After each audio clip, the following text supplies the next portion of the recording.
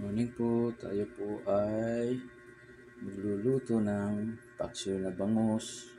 Atin pong babaguhin yung recipe natin. Medyo dadamihan po natin yung luya.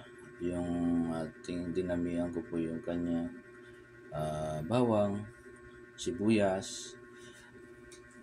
Binago ko po yung ating sangkap na ang ilalagay po natin ay sitaw at saka talong.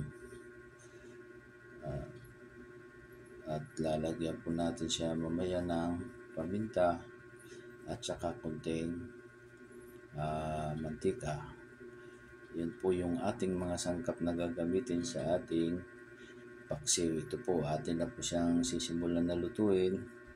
Nakapag-prepare na rin po ako ng talong. Yan. Dito po yung ating sitaw. At lalagyan ko rin po siya ng konting magic sarap mamaya. Ito po, atin na po siyang sisimulan na lutuin. Ito po, at ito po, patuloy po natin niluluto yung ating paksiw. Yan. Pinatutuyuan ko po siya ng sabaw kasi nadamihan ko ng sabaw niya. Yan. Pinaibabaw ko po yung dalawang sili kasi baka masyadong maanghang. Dyan lang siya sa ibabaw.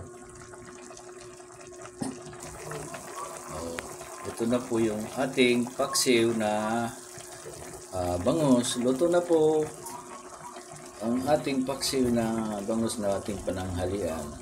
Hanggang dito na lang po yung aking munting pagluluto ng paksiw na bangus. Bye-bye!